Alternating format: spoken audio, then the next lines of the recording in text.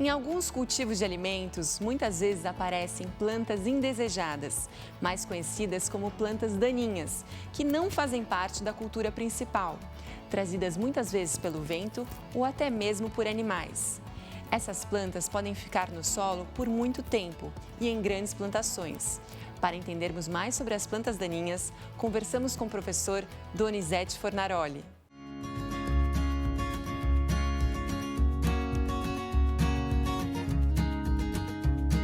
Agora a gente está aqui para conversar sobre um assunto que preocupa muitos produtores, a planta daninha. Para isso eu vou conversar com o professor Fornaroli. Professor, conta para nós o que é essa tão falada no meio dos agricultores, a planta daninha. Na verdade, a planta daninha é qualquer planta que ela esteja em um determinado local, em um determinado momento, interferindo nas atividades das pessoas, né? Então, em geral, a gente fala daninha essas plantas silvestres, espontâneas, mas qualquer cultura pode ser, igual aqui nós estamos no milho. Então agora nós estamos cultivando milho. Daqui a pouco nós vamos semear soja. Se nascer milho no meio da soja, esse milho vai ser uma planta daninha. E existe alguma forma de controlar essa planta daninha? Sim, existe várias formas, em torno de 8 fórmulas, por exemplo. Desde o arranquio manual, ferramentas mecânicas, roçadeiras, tratores e, em agricultura em larga escala, os herbicidas.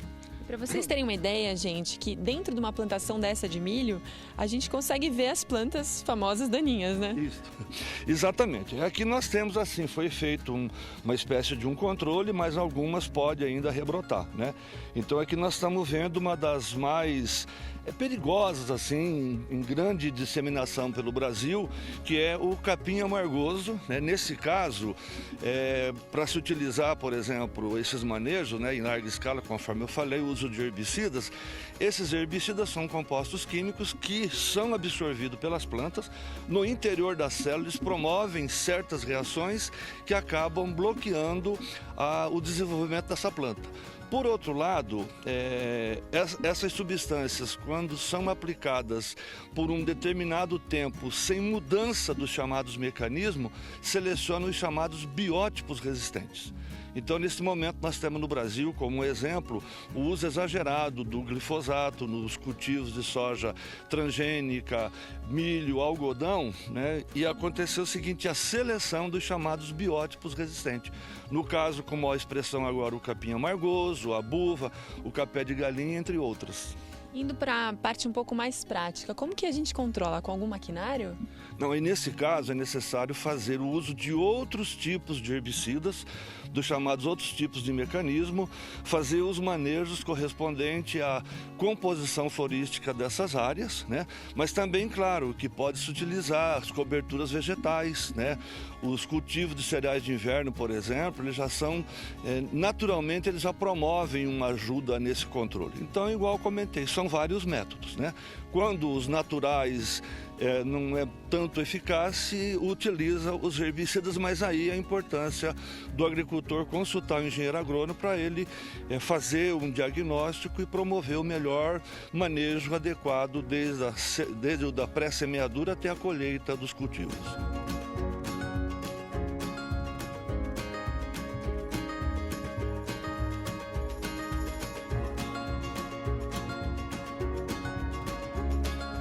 É possível se evitar a resistência das plantas daninhas fazendo a rotação de culturas, acompanhar as mudanças na flora, evitar a reprodução e disseminação inicial de plantas daninhas resistentes e realizar a limpeza de tratores, implementos e colheitadeiras e semeadoras. Uma das preocupações das pessoas é com relação ao agrotóxico. Qual é o impacto ambiental e na saúde das pessoas o uso do agrotóxico? Tudo na vida tem um risco, né? Então, por exemplo, nós temos em casa sal de cozinha. Supondo que uma criança pega esse sal de cozinha, pensa que é açúcar e acaba ingerindo uma grande quantidade. Ele pode ser letal, porque o sal de cozinha é um dos mais tóxicos dos produtos, né? Tanto é que a gente poderia até usar sal de cozinha aqui, como era no passado. Então, esses produtos, né, claro, são os chamados venenos. Por isso, existe toda uma legislação brasileira, uma legislação mundial, envolvendo a parte de saúde, a parte ambiental e a parte de agricultura e a segurança alimentar. Então, esses produtos são extremamente estudados. Para você ter uma ideia, no descobrimento de uma molécula até colocar essa molécula no campo, são 12 anos de pesquisas pelas empresas em todas essas áreas de meio ambiente, saúde e a parte de eficácia, e são mais de 400 milhões de dólares que essas companhias gastam para colocar esse produto no mercado. Aí, no momento que ele é liberado pelo uso dos 3 ministérios, né, IBAMA, Saúde, o Anvisa e Agricultura, aí se faz toda aquele uso adequado com os EPIs, com os equipamentos, né? Os herbicidas para, digamos, a saúde humana tem algumas diferenças, porque eles agem em metabolismos diferentes dos nossos. Então eles atuam em fotossíntese, nós não fazemos fotossíntese. Eles atuam em síntese, por exemplo, de aminoácidos. Nós usamos aminoácidos, mas não fabricamos aminoácidos. Então, não importa. O que nós temos que verificar é o seguinte: tudo que nós vamos fazer, nós temos que ter os devidos cuidados. Graças à tecnologia toda inventada, que as pessoas podem hoje ter essa segurança alimentar, né? Com relação aos herbicidas que foram criados para a gente poder produzir mais, é isso? Exato. Então, o que nós temos na natureza, né? Nós temos a agricultura, ou seja, a planta é o único ser do planeta que consegue produzir o seu próprio alimento, através da reação magna do mundo chamada fotossíntese, né? Então, o que acontece? Todos os demais seres utilizam as plantas para a sua alimentação, para os mais diversos usos. O homem, por sua vez, ele é seletivo, ele necessita dessas plantas para se alimentar e nos mais variados segmentos. As pragas, as doenças também querem as plantas, então nós temos que combater. Por outro lado, a planta daninha, ela exerce o quê? Ela compete com os fatores essenciais da produção, que é a luz, o gás carbônico, a água, o nutriente e o espaço. Então, nesse caso, é um vegetal competindo com o vegetal. Então, toda a tecnologia que se utiliza hoje, que se desenvolve, é em função disso. É promover, digamos, a utilização adequada desses produtos, levar ao agricultor maiores facilidades, sem ter uma fadiga, um exagero, um estresse, e o uso adequado.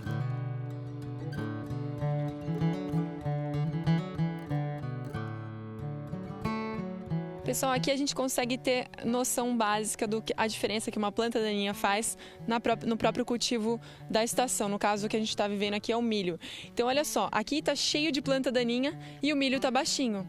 Agora, se a gente for para lá, né, professor? Exatamente. A gente encontra um milho absolutamente alto, diferente e saudável.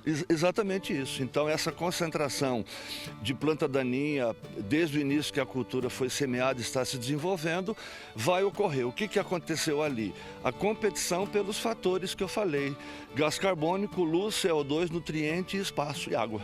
Aqui a gente tem um outro exemplo de planta daninha, né, professora? O amargoso. Isso, exatamente.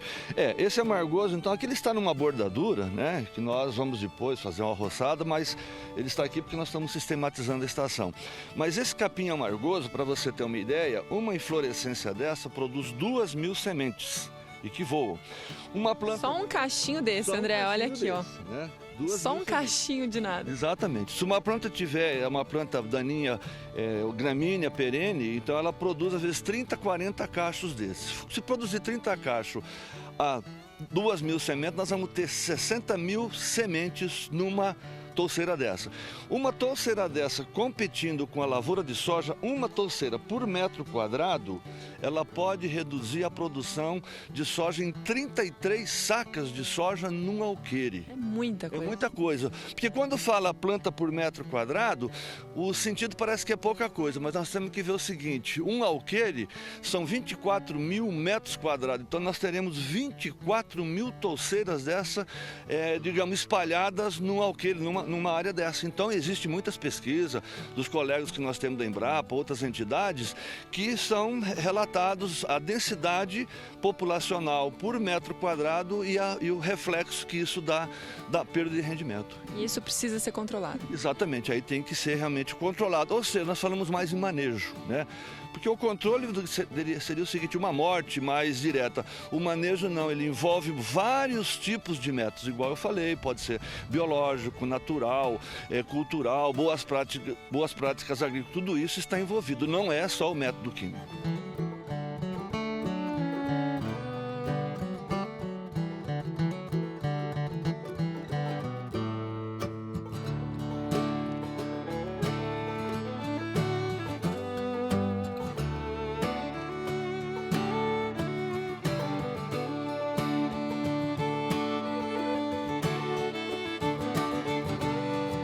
Professor, muito obrigada pela entrevista aqui no Tarobá Rural. Eu te agradeço a oportunidade e sucesso a todos nós, aos nossos agricultores, ao nosso país, que é basicamente hoje o responsável por alimentar grande parte da população e será mais ainda nos próximos anos. Muito obrigado também pela oportunidade. Estamos sempre à disposição. O Tarobá Rural vai ficando por aqui. Se você quer mais informações, rever alguma matéria ou programa, é só acessar o portal Tarobá News. Siga o Grupo Tarobá nas redes sociais, Facebook, Instagram e Twitter. E se quer ouvir uma boa música, sintonize a Tarobá FM 101.7. Espero vocês no próximo domingo, às 7h40 da manhã. A gente se vê lá.